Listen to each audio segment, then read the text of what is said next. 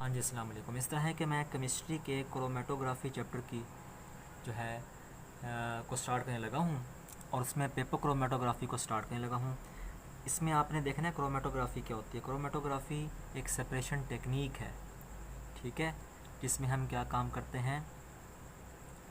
इसमें हम काम ये करते हैं कि हम सेपरेशन करते हैं सैंपल में से कंपोनेंट्स को अलग करते हैं। एक सैंपल में ए बी सी कंपोनेंट मौजूद थे, हमने उनको एक दूसरे से अलग करना है, एक दूसरे से अलग करना है, ठीक है। इस तरह का आपने शायद कोई टॉपिक पढ़ा होगा एफएससी के अंदर। इसमें बहुत सारी इंक्स को आपस में मिला दिया जाता है, फिर हर एक इंक को एक दूसरे से अलग किया जाता है, ठीक है। मिसाल के तौर पे रेड ग्रीन ब्लू कलर की हमने जो है इंक्स को मिला दिया। अब हमने उनको सेपरेट करना है, ठीक है, कि हम ब्लू कलर को अलग कर लें, ग्रीन कलर को अलग कर लें और मिसाल के तौर पे येलो कलर को अलग कर लें। तो कौन सी टेक्निक इस्तेमाल होगी? क्रोमेटोग्राफी की टेक्निक इस्तेमाल होगी, ठीक है। तो पेपर क्रोमेटोग्राफी में हमें तीन चीज़ें चाहिए होती हैं। तो सॉल्वेंट चाहिए होता है। मिसाल के तौर पे ये कागज़ है ना, इस कागज़ को हम एक सॉल्वेंट में डिप करेंगे, ठीक है। तो फिर हमारे पास आता है एक सैंपल, जिसमें से हमने मुख्तलिफ़ कंपोनेंट्स को अलग करना है। मैंने कहा हमने ए बी सी कंपोनेंट को अलग करना है। एक हमें पेपर चाहिए। पेपर भी कोई आम पेपर नहीं होगा, वो एक फ़िल्टर पेपर होगा, जिसे हम कहते हैं वाटरमैन फ़िल्टर पेपर। कहते हैं ये क्रोमेटोग्राफी की कौन सी किस्म है? ये पार्टीशन क्रोमेटोग्राफी किस्म है। पेपर क्रोमेटोग्राफी, ठीक है, ये पार्टीशन क्रोमेटोग्राफी की एक किस्म है, जिसमें हम चीज़ों को अलग करते हैं, कंपोनेंट्स को अलग करते हैं। पार्टीशन क्रोमेटोग्राफी में एक स्टेशनरी फेस होता है, एक मोबाइल फेस होता है। स्टेशनरी फेस कौन सा फेस होता है? स्टेशनरी फेस हमारे pass filter paper bonded with water molecules. Paper यही ऐसा ही होगा, फ़िल्टर पेपर होगा, ठीक है, मगर उसके अंदर वाटर के मॉलिक्यूल्स मौजूद होंगे, जो कि स्टेशनरी फेस का काम करेंगे। वो वाटर के मॉलिक्यूल मूव नहीं कर रहे होंगे, ठीक है। मूव किसने करना है? सॉल्वेंट ने मूव करना है। तो फिर हमारे पास आते हैं मोबाइल फेस। मोबाइल फेस में क्या था? सॉल्वेंट, एक सॉल्वेंट भी हो सकता है या फिर कई सारे सॉल्वेंट्स का मजमुआ भी हो सकता है, मिक्सचर भी हो सकता है, ठीक है। तो पता ये लगा कि पेपर क्रोमेटोग्राफी में दो फेसेस होती हैं, फेज़ होती हैं। एक स्टेशनरी फेज़ होती है, दूसरी मोबाइल फेज़ होती है। स्टेशनरी फेज़ वो फ़िल्टर पेपर है और उसके अंदर जो मौजूद वाटर के मॉलिक्यूल्स हैं, ठीक है, वो असल में क्या है? ये हमारे पास स्टेशनरी फेज़ है। और मोबाइल फेज़ क्या है? वो सॉल्वेंट है जिसमें हम फ़िल्टर पेपर को डिप करेंगे, ठीक है। इस तरह का एक पेपर होगा, उसको हम फ़िल्टर पेपर को सॉल्वेंट में डिप कर देंगे। अच्छा जी, फिर इसका आते हैं प्रिंसिपल की तरफ। प्रिंसिपल क्या कहता है जी? इसका प्रिंसिपल ये कहता है separation of a mixture into pure components. हमने मिक्सचर को जो है ना कि सेपरेशन करनी है, मिक्सचर को अलग अलग करना है, उसके कंपोनेंट्स को अलग करना है। कैसे अलग करना है? बिटवीन टू लिक्विड फेसेस, दो लिक्विड फेसेस के दरमियान। वो दो लिक्विड फेसेस कौन सी हैं? वो ये वाली है। एक वो वाटर मॉलिक्यूल जो कि फ़िल्टर पेपर के साथ बॉन्डेड थे, मिले हुए थे। दूसरा वो सॉल्वेंट, ठीक है। इन दो के बीच में वो स्याही के मुख्तलिफ रंग जो हैं एक दूसरे से अलग हो जाएंगे। बात समझ आई? तो हमारे पास दो लिक्विड फेसेस होंगी। वो लिक्विड फेसेस कौन सी हैं? फ़र्ज़ कर लिया ये जो कागज़ है ये फ़िल्टर पेपर है। ये फ़िल्टर पेपर जो है इसमें पानी के मॉलिक्यूल्स मौजूद हैं, पानी के मॉलिक्यूल्स मौजूद हैं। और साथ ही मैंने क्या काम किया? इस पेपर को सॉल्वेंट में डिप किया है। तो मेरे पास दो लिक्विड इन्वॉल्व हो गए हैं, एक जो फ़िल्टर पेपर के साथ अटैच था, ठीक है, और दूसरा लिक्विड कौन सा है? वो लिक्विड जिसमें मैंने पेपर को जो है डिप किया था, पेपर को डिप किया था, पेपर को लटकाया था, ठीक है। तो उन दो लिक्विड्स के बीच में हमारा मिक्सचर जो है उसके कंपोनेंट्स अलग होंगे। हमारा मिक्सचर क्या था? एक स्याही थी, उस स्याही के रंग एक दूसरे से अलग हो जाएंगे, ठीक है, by capillary action through the paper of mobile phase. इसमें कैपिलरी एक्शन होगा। कैपिलरी एक्शन क्या होता है, देखो फिल्टर पेपर में छोटे छोटे पोर्स होते हैं, ठीक है, जिसमें जिस तरह पौधों में खुद ब खुद पानी जड़ से पत्तों तक जाता है या तने तक जाता है, इसी तरीके से फ़िल्टर पेपर में पोर्स होने की वजह से ये जो हम फ़िल्टर पेपर को सॉल्वेंट में डिप करेंगे, वो सॉल्वेंट खुद ब खुद जो है ऊपर की तरफ उठेगा, ठीक है। इसे हम कहते हैं कैपिलरी एक्शन। तो बहरहाल आपने स्टेशनरी फेस याद कर लेनी है इसकी में स्टेशनरी फेस कौन सी है, इसमें मोबाइल फेस क्या है, इसका प्रिंसिपल क्या है। इसका प्रिंसिपल यही है कि दो लिक्विड के बीच में हमने मिक्सचर के कंपोनेंट्स को अलग करना है, हमने स्याही के कंपोनेंट्स को अलग करना है। अब कहते हैं टाइप्स कितनी हैं, इसकी टाइप्स जनाब अली कितनी हैं, 3 टाइप्स हैं। एक है असेंडिंग पेपर क्रोमेटोग्राफी, एक है डिसेंडिंग पेपर क्रोमेटोग्राफी और एक है सर्कुलर पेपर क्रोमेटोग्राफी। जो असेंडिंग होती है उसमें सॉल्वेंट जो है पेपर के नीचे से मूव करता हुआ ऊपर की तरफ जाता है, ठीक है। जो डिसेंडिंग पेपर क्रोमेटोग्राफी है उसमें जो है हमारा जो सॉल्वेंट है पेपर के ऊपर से मूव करना शुरू होता है, नीचे की तरफ आता है, ठीक है। फिर हमारे पास आती है सर्कुलर पेपर क्रोमेटोग्राफी। इसमें जो है हमारा जो फ़िल्टर पेपर होता है वो क्या होता है, वो सर्कुलर शेप में होता है और वो जो हमारे पास सॉल्वेंट होता है वो हॉरिजेंटली मूव करता है, ठीक है। सेंटर से जैसा मैंने आपको एक लाइन दिखाई है तो हॉरिजेंटली मूव करता है। अब क्रोमेटोग्राम क्या चीज़ होती है, क्रोमेटोग्राम कहता है, chromatogram sheet of filter paper है, ठीक है, और उस पर मुख्तलिफ कलर जोन है। जैसा कि मैं आपको अभी एक डायग्राम दिखाता हूँ, आपको शायद समझ आ जाएगी वहाँ से, ठीक है। ये डायग्राम मैं आपको दिखाता हूँ, ये ज़रा गौर कीजिएगा। ये हमारे पास ये डायग्राम है, नज़र आ रहा है आपको। ये वो पेपर था, यहाँ से हमने जो है स्याही का एक स्पॉट लगाया था, ठीक है। और ये जो फ़िल्टर पेपर है ना, ये वाला, ये सारा का सारा फ़िल्टर पेपर, ठीक है। ये हमारे पास एक फ़िल्टर पेपर है, फ़िल्टर पेपर। और ये जो मुख्तलिफ रंग हैं ये हमें तो ब्लैक नज़र आ रहे हैं, ठीक है, मगर इनमें से एक रेड हो सकता है, एक ऑरेंज हो सकता है, एक येलो हो सकता है, ठीक है ना। ये जो कलर के जोन्स हैं, ठीक है, और जो फ़िल्टर पेपर है ये मिल मिला के क्या कहलाएंगे, क्रोमेटोग्राम कहलाएंगे, ठीक है। फिर हमारे पास आता है क्रोमेटोग्राफिक टैंक। कहता है ये स्क्वायर शेप का भी हो सकता है। स्क्वायर क्या चीज़ होती है, जिसकी चारों साइडें बराबर होती हैं, ठीक है। सिलेंड्रिकल शेप भी हो सकता है, गोलाई में भी हो सकते हैं ये, ठीक है। इन विच पेपर इज सस्पेंडेड, जिसमें हम पेपर को सस्पेंड करते हैं। इसकी डायग्राम भी मैं आपको दिखाया था, ये देखो, ये है क्रोमेटोग्राफिक टैंक, ठीक है। ये हमारे पास एक टैंक है जिसमें हमने पेपर को डिप किया हुआ है, पेपर को डिप किया हुआ है, ठीक है। इसमें आपने एक ख्याल रखना है, पेपर पर हमने जो है ना लाइन लगा लेते होते हैं, ठीक है। मिसाल के तौर पर मैं आपको बताता हूँ, ये मेरे पास एक पेपर है, ठीक है, एक बेस लाइन लगा लेते होते हैं। यहाँ पे जाके जो है ना वो स्याही का मैंने एक स्पॉट लगा दिया। स्याही जो है कई सारे कलर का मिक्सचर था, ठीक है। अब ये पेपर जो है ना मैं डिज़ोल्व करूँगा, इस जार में डालूँगा, इस टैंक में डालूँगा, ठीक है ना। नीचे देखें यहाँ सॉल्वेंट पड़ा हुआ है, ये पड़ा हुआ है ना सॉल्वेंट, ये सॉल्वेंट पड़ा हुआ है, ठीक है। लेकिन पेपर को आपने इस तरह डिप करना है कि ये वाली लाइन जो है ना सॉल्वेंट को टच ना करे, ठीक है। तकरीबन यहाँ तक हमारा सॉल्वेंट आए, यहाँ तक हमारा सॉल्वेंट आए, ठीक है। जब सॉल्वेंट यहाँ तक आएगा तो ख़ुद ब खुद कैपिलरी एक्शन की वजह से ऊपर जाएगा और जो है ना इस मिक्सचर के अंदर जो कंपोनेंट्स हैं उनको अलग अलग कर देगा, उनको अलग अलग कर देगा। बात समझ आई?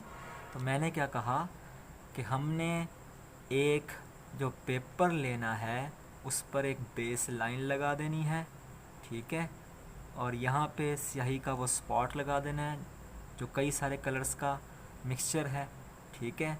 और आपने इसको जब डिप करना है सॉल्वेंट के अंदर तो सॉल्वेंट को यहाँ तक नहीं आना चाहिए, आपने पेपर को इस तरह लटकाना है कि इस लाइन से पहले पहले जो है ना सॉल्वेंट में वो डिप हो आपका पेपर, ठीक है। तो यहाँ से सॉल्वेंट फिर खुद ब खुद उठेगा कैपिलरी रिएक्शन की वजह से और इस मिक्सचर कंपोनेंट को अलग कर देगा, ठीक है। तो आई थिंक आपको समझ आ रही होगी। तो हमारे पास एक तो क्रोमेटोग्राम था, वो फ़िल्टर पेपर था, और जो इसमें मुख्तलिफ़ कलर के जोन्स थे, मिसाल के तौर पे स्याही के कलर थे, रेड था, ग्रीन था, ब्लू था, ठीक है ना। तो ये क्या कहलाते हैं, पेपर और कलर, मुख्तलिफ़ किस्म के जो हमें कलर्स नज़र आते हैं वो क्या कहलाते हैं, क्रोमेटोग्राम कहलाते हैं। और साथ ही हमारे पास जिस टैंक के अंदर ये सारा अमल हो रहा होता है उसे हम क्या कहते हैं, क्रोमेटोग्राफिक टैंक। ये स्क्वायर भी हो सकते हैं, ये सिलेंड्रिकल भी हो सकते हैं। अब आगे हम आते हैं, आगे हम आए, ज़रा गौर कीजिएगा। आगे इसकी आपने RF वैल्यू याद कर लेनी है। RF वैल्यू क्या है, रिटेंशन और retardation factor, distance travelled by the solute, distance travelled by the solute divided by distance travelled by the solvent, ठीक है। कि सॉल्यूट ने कितना डिस्टेंस कवर किया और सॉल्वेंट ने कितना डिस्टेंस जो है कवर किया। तो इसको मालूम करने के लिए देखें हम क्या काम करेंगे। ये डायग्राम मैं आपको दोबारा दिखाता हूँ, ठीक है। जब मैं ये आपको दोबारा डायग्राम दिखाऊंगा ज़रा गौर कीजिएगा। ये हमारे पास बेस लाइन थी ना, देखें रेड कलर ने यहाँ तक मूव किया, ये आप जो है इसका फासला मालूम कर लोगे, ये सल्यूट का फासला है, ठीक है। इस तरह ग्रीन कलर ने यहाँ तक का फासला तय किया, आप ये मालूम कर लोगे।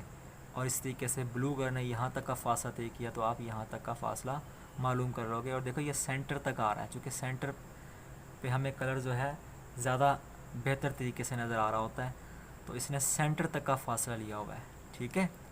तो आप जो है हर सल्यूट का फासला मालूम कर लोगे बेस लाइन से। इसी तरीके से हमारा सॉल्वेंट भी जो है ना, चूँकि वो नीचे से उठता हुआ ऊपर आएगा, तो कोई ना कोई फासला तो वो तय करेगा, हो सकता है वो यहाँ तक का फासला तय कर लें। तो आपने वो डिस्टेंस भी बेस लाइन से लेकर आपने वो डिस्टेंस भी आपने मालूम कर लेना है।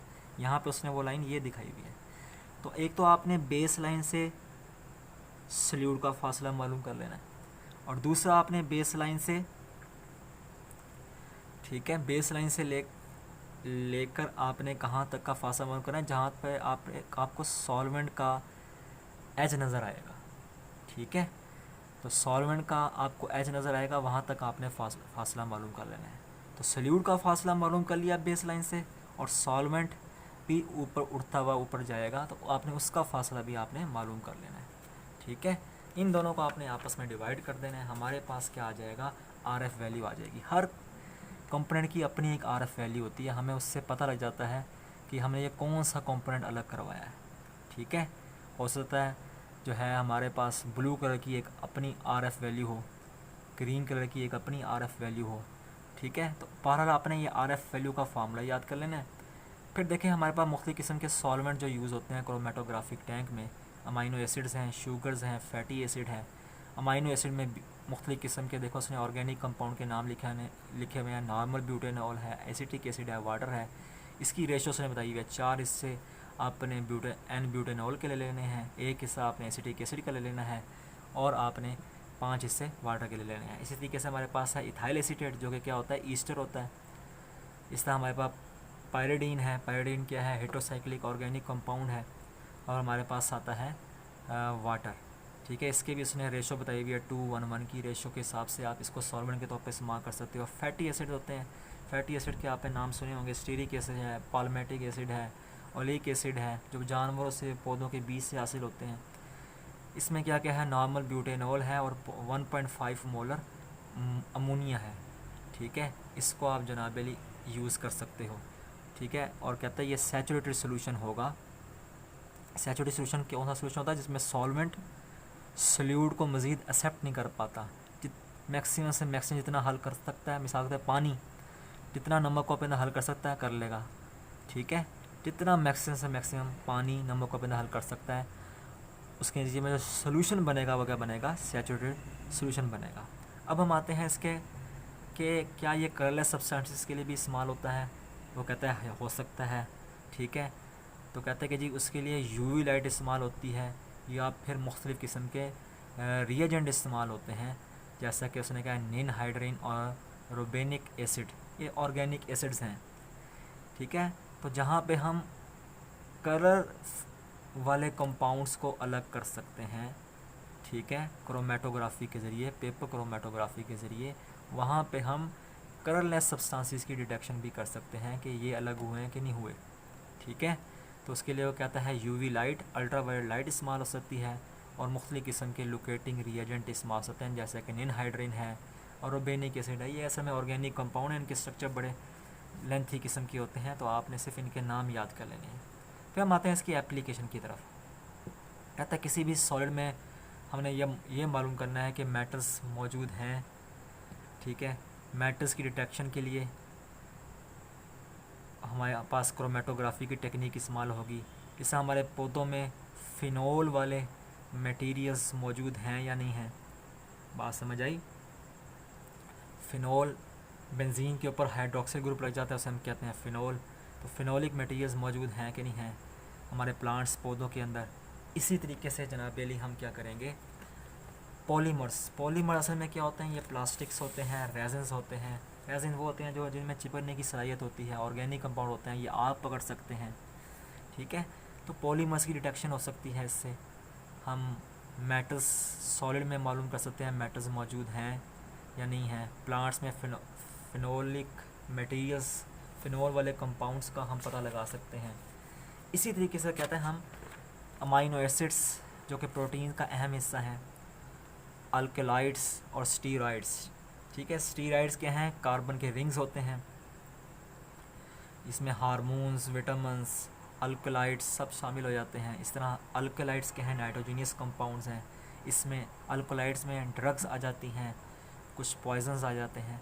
तो इन सब की भी हम सेपरेशन पेपर क्रोमेटोग्राफी की वजह से कर सकते हैं। इससे हमारी बॉडी में कुछ फ्लूइड्स होते हैं, उसमें हमने शुगर मालूम करनी है, उसमें हमने अमाइनो एसिड मालूम करने हैं। ठीक है, वो भी जो है पेपर क्रोमेटोग्राफी के ज़रिए मालूम किए जा सकते हैं।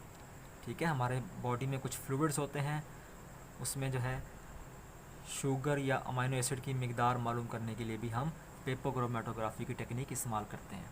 इस तरह हम इनऑर्गेनिक आइंस, ऑर्गेनिक में क्या फ़र्क, ऑर्गेनिक और इनऑर्गेनिक में क्या फ़र्क है वो आपको पता होगा। इनऑर्गेनिक आइंस को हम इस टेक्निक के ज़रिए अलग कर सकते हैं। ठीक है, और इसके अलावा कहता है कि जी इससे हम कम से कम 0.1 माइक्रोग्राम्स, मतलब इतने छोटे से छोटे पार्टिकल्स को भी हम इसके ज़रिए अलग कर सकते हैं, इस टेक्निक के ज़रिए हम अलग कर सकते हैं। ठीक है, इसकी हदूद क्या है, कहता है ये जो है ना स्लो स्पीड प्रोसेस है। ज़ाहिर बात है, आप इंतज़ार करोगे, पेपर को डिप करोगे, सॉल्वेंट ऊपर चढ़ेगा, तभी तो जाके जो है इन कंपोनेंट्स को, ये जो हमने यहाँ पर स्याही का निशान लगाया था, ठीक है, मुख्तलिफ़ कंपोनेंट्स को वो जाके अलग करेगा। टाइम लगेगा इस प्रोसेस में, स्लो प्रोसेस है। ठीक है, टाइम लगता है इसमें, बैड रेजोल्यूशन है, रिज़ल्ट इतने हमें अच्छे नहीं मिलते इससे। कहता है क्वालिटेटिव रिज़ल्ट मिलते हैं, क्वांटिटेटिव रिज़ल्ट नहीं मिलते हमें। ठीक है, not useful for volatile organic compound, ऐसे ऑर्गेनिक कंपाउंड जो कि आम टेम्परेचर पर उड़ने की सलाहियत रखते हैं, जैसा कि पेट्रोल वगैरह है। ठीक है, इस तरह के कंपोनेंट्स के लिए यूज़फुल नहीं है। वोलाटाइल कंपोनेंट कौन से कंपोनेंट होते हैं, जो आम टेम्परेचर पर वेपर में तब्दील हो जाते हैं। ठीक है, उसे हम क्या कहते हैं, वोलाटाइल ऑर्गेनिक कंपाउंड, ये उनके लिए इस्तेमाल नहीं होता। तो आपने इसकी लिमिटेशंस देख लेनी है, एप्लीकेशंस तैयार कर लेनी है, इसके सॉल्वेंट्स तैयार कर लेने हैं। प्रोसेस उसने पूछा नहीं है, तो आप इसको तैयार बेशक करें ना करें, तो बेहतर है कि आप इन हेडिंग्स को तैयार करें। ये तकरीबन 5 नंबर का क्वेश्चन आता है, तो आपने इसको बड़े अच्छे तरीके से तैयार कर लेना है। ठीक है, RF वैल्यू क्या होती है वो आपको याद होनी चाहिए, कि सल्यूट ने कितना डिस्टेंस ट्रैवल किया बेस लाइन से, और सॉल्वेंट ने बेस लाइन से कितना डिस्टेंस ट्रैवल किया। ठीक है, सल्यूट क्या थी, वो इंक का मिक्सचर था, और सॉल्वेंट क्या था जिसमें हमने पेपर को डिप किया था। वो अमाइनो एसिड भी हो सकते हैं, वो शुगर्स भी हो सकते हैं, वो फैटी एसिड भी हो सकते हैं। आई थिंक आपको ये क्वेश्चन क्लियर हो चुका होगा।